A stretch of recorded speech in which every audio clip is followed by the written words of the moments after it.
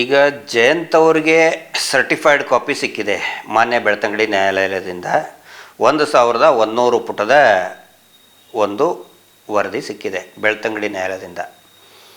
SIT ಅವರು ಹೇಳಿದ್ದು ನಾವು 4000 ಪುಟಗಳಷ್ಟು ಅಂದರೆ 3900 ಪುಟಗಳ ಒಂದು ವರದಿ ಕೊಟ್ಟಿದ್ದೇವೆ ಅಂತ ಮಾಹಿತಿ ಇತ್ತು.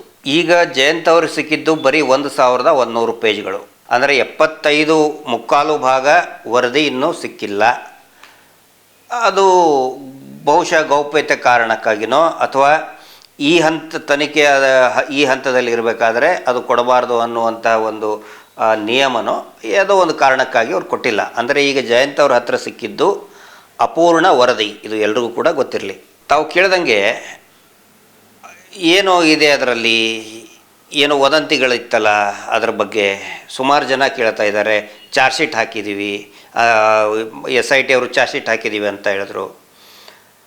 ಅಶೋಕ್ ಅವರು ಮಾನ್ಯ ವಿರೋಧ ಪಕ್ಷದ ನಾಯಕರು ಅದನ್ನು ಸ್ವಾಗತನ ಕೂಡ ಮಾಡಿಬಿಟ್ರು ಚಾರ್ಜ್ ಶೀಟ್. ನಾನು ಒಂದು ಮಾತನ್ನು ಕೇಳಿದ್ದೆ, ಇವರಿಗೆ ಯಾರು ಚಾರ್ಜ್ ಶೀಟ್ ಅಂತಾರೆ ಆ TV ಚಾನಲ್ಗಳಲ್ಲಿ ಮತ್ತು ಈ ಕೆಲವೊಂದಿಷ್ಟು ಪೇಯ್ಡ್ ಪೇಜಸ್ಗಳಲ್ಲಿ, ಅವ್ರಿಗೆ ಚಾರ್ಜ್ ಶೀಟು ಮತ್ತು ಬೆಡ್ಶೀಟ್ ನಡುವೆ ವ್ಯತ್ಯಾಸ ಗೊತ್ತಿಲ್ಲ ಅಂತ ನಾನು ಹೇಳಿದ್ದೆ. ಅದು ಈ ವರದಿ ನೋಡಿದರೆ ನಿಜಾನೇ ಆಗುತ್ತೆ. ಯಾಕಂತ ಹೇಳಿದರೆ ಇದ್ರ ಬಗ್ಗೆ ನಾನು ಹೇಳೋಕ್ಕಿಂತ ನಮ್ಮ ನ್ಯಾಯವಾದಿಗಳಾದಂತಹ S ಬಾಲನ್ ಅವರು, ನಮ್ಮ ಅಡ್ವೊಕೇಟ್ ಅವರು ಇದ್ರ ಬಗ್ಗೆ ಸಂಪೂರ್ಣ ವಿವರಗಳನ್ನು ನೀಡಲಿದ್ದಾರೆ ಮುಂದಿನ ದಿನಗಳಲ್ಲಿ. ಕಳೆದ 6 ತಿಂಗಳಿಂದ ಏನು ನಿರಂತರವಾಗಿ ಸುಳ್ಳು ಸುದ್ದಿಗಳನ್ನು ಹಬ್ಬಿಸಿದ್ರು, ಆ ಸುಳ್ಳು ಸುದ್ದಿಗಳ ಹಿಂದೆ ಇದ್ದಂತಹ ನಕಲಿ ದೇವ ಮಾನವನ ಗ್ಯಾಂಗ್ ತಂಡ ಇದೆ ಮತ್ತು ಆ ಮಾಧ್ಯಮದವರು ಎಲ್ಲರಿಗೂ ಕೂಡ ಕೆಲವೊಂದಿಷ್ಟು ತಾರ್ಕಿಕವಾದಂಥ ಪ್ರಶ್ನೆಗಳನ್ನು ಕೇಳ್ತೀನಿ. ಈ ತಾರ್ಕಿಕವಾದಂತಹ ಪ್ರಶ್ನೆಗಳು ಬಹುಮುಖ್ಯವಾಗಿ ನನ್ನನ್ನು ಕೂಡ ಕಾಡ್ತಾ ಇರೋದು. ಅದಕ್ಕೆ ನನಗೆ ಉತ್ತರ ಸಿಕ್ಕಿದೆ. 6 ಪ್ರಶ್ನೆಗಳು ಏನು ಅಂತ ಹೇಳಿದರೆ, ಮೊದಲನೇದಾಗಿ ಮಾಧ್ಯಮದವರು ಉತ್ತರ ಕೊಡಲೇಬೇಕು. ಒಂದನೇದ್ದು, ಈ 1100 ಪುಟಗಳಲ್ಲಿ ಬುರುಡೆ ಕೇಸ್ ಅಂತ ಎಲ್ಲಿದೆ ಅದನ್ನು ತೋರಿಸಿ ನೀವು ನನಗೆ. ಯಾಕಂದರೆ ಎಲ್ಲರೂ ಕೂಡ ಹೇಳೋದೇನೋ ಬುರುಡೆ ಕೇಸು, ಬುರುಡೆ ಗ್ಯಾಂಗು. ಬುರುಡೆ ಕೇಸ್ ಅಂತ ಎಲ್ಲಿ ಇದೆ ಅದನ್ನು ತೋರಿಸ್ಕೊಡ್ಬೇಕು, ಮೊದಲನೇದ್ದು. ಎರಡನೇದ್ದು, ಚಾರ್ಜ್ ಶೀಟ್ ಕೊಟ್ಟಿದ್ದೇವೆ ಅಂತ SIT ಅವರು ಎಲ್ಲಿ ಹೇಳಿದ್ದಾರೆ? 1100 ಪುಟಗಳಲ್ಲಿ ಒಂದು ಲೈನ್ ತೋರಿಸ್ಬಿಡಿ. ಯಾವ ಪೇಜು ಎಲ್ಲಿ ಚಾರ್ಜ್ ಶೀಟ್ ಕೊಟ್ಟಿದ್ದೇವೆ ಅಂತ SIT ಹೇಳಿರಬೇಕು. ಎಲ್ಲಿ ಹೇಳಿದೆ ಚಾರ್ಜ್ ಶೀಟು? ಹೇಳಿದ್ರಲ್ಲ, ಎಲ್ಲ TV ಚಾನಲ್ನಲ್ಲಿ ಬಂತು, ಚಾರ್ಜ್ ಶೀಟ್ ಕೊಟ್ಬಿಟ್ರು. ಅದನ್ನು ತೋರಿಸಿ. ಎರಡನೇ ಪ್ರಶ್ನೆ ಇದು. ಮೂರನೇದ್ದು, ದೇವಸ್ಥಾನ ವಿರುದ್ಧ ಸಂಚು ಮಾಡಲು ಇವರಿಗೆ ಫಾರಿನ್ ಫಂಡ್ ಬಂತು ಅಂತ SIT ತನಿಖೆಯಿಂದ ಎಲ್ಲಿ ಇದೆ ಅದನ್ನು ತೋರಿಸ್ಬೇಕು ಇವರು. ಫಾರಿನ್ ಫಂಡು, ಕ್ರಿಶ್ಚಿಯನ್ ಫಂಡು, ಮಸೀದಿ ಫಂಡು, ಮುಲ್ಲಾಗಳು ಕೊಟ್ಟರು, ಎಲ್ಲಿದೆ ಅದನ್ನು ತೋರಿಸಿ. ಆನಂತರ ಬುರುಡೆಯನ್ನು ಯಾವುದೋ ಲ್ಯಾಬ್ರೋಟ್ರಿಯಿಂದ ತಂದುಬಿಟ್ರು. ಪುತ್ತೂರಿನ ಕ್ರಿಶ್ಚಿಯನ್ ಸ್ಮಶಾನದಿಂದ ಕ್ರಿಮೇಟ್ರಿಯಿಂದ ತಗೊಂಡು ಬಂದುಬಿಟ್ರು, ದೆಹಲಿಯಿಂದ ತಗೊಂಡು ಬಂದುಬಿಟ್ರು, ಚೆನ್ನೈಯಿಂದ ತಗೊಂಡು ಬಂದರು, ಕೇರಳದಿಂದ ತಗೊಂಡು ಬಂದರು. ಎಲ್ಲಿ ಇದೆ ಅದನ್ನು ತೋರಿಸಿ. 4ನೇದ್ದು ಪ್ರಶ್ನೆ ಇದು.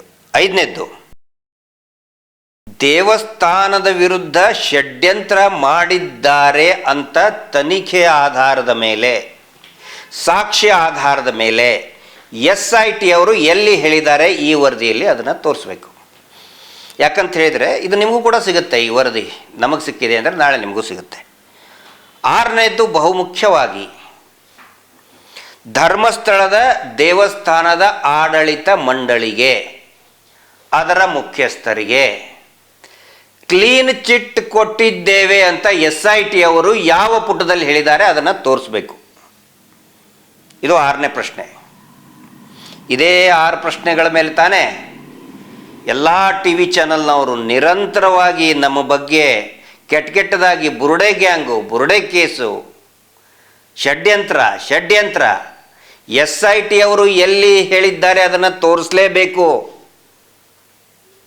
TV ಚಾನಲ್ನವರು ಪೇಯ್ಡ್ ಪೇಜ್ಗಳನ್ನು ಬರಿತಾ ಇರೋಂಥವ್ರು ಸೋಷಿಯಲ್ ಮೀಡಿಯಾದಲ್ಲಿ ಎಲ್ಲಿದೆ ಷಡ್ಯಂತ್ರ ತೋರಿಸ್ಬೇಕು.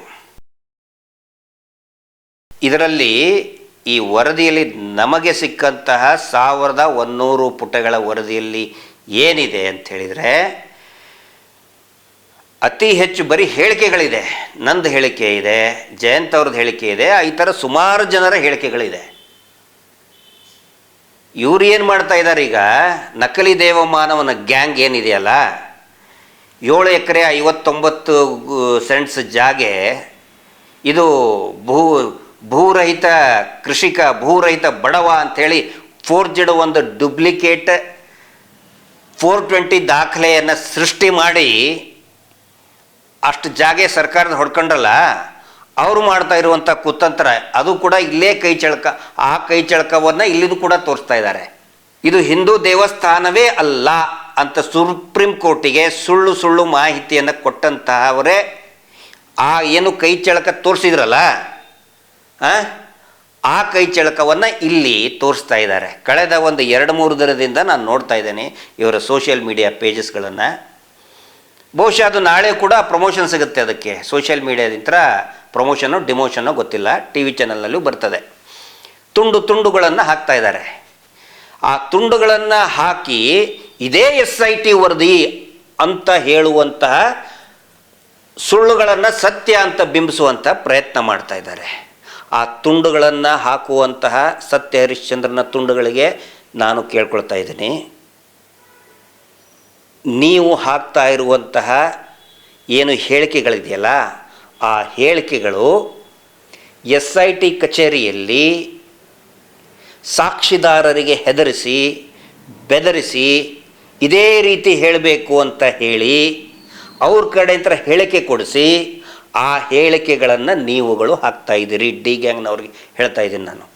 ನಕಲಿ ದೇವಮಾನವ ಮೂಳೆಗಳನ್ನು ತುಂಡುಗಳನ್ನು ಎಸೆದು ಆ ತುಂಡುಗಳನ್ನು ಬಾಯಲ್ಲಿಟ್ಕೊಂಡು ಬರಿತಾ ಇದ್ದಾರಲ್ಲ, ಆ ಸತ್ಯ ಹರಿಶ್ಚಂದ್ರನ ತುಂಡುಗಳಿಗೆ ಹೇಳ್ತಾ ಇದ್ದೀನಿ. ತುಂಡು ಹಾಕ್ತಾ ಇದ್ದೀರಲ್ಲ, ಅವ್ರಿಗೆ ಹೇಳ್ತಾ ಇದ್ದೀನಿ, ಅವು ಎಲ್ಲವೂ ಕೂಡ ಜನರಿಗೆ ಹುಚ್ಚರಲ್ಲ, ಅಥವಾ ನಾವು ಹುಚ್ಚರಲ್ಲ. ನಾವೇನು ಸಂತೋಷ್ ರಾವ್ ನನಗೆ ಏನೋ ಅರಳು ಮರಳು ಅಲ್ಲ.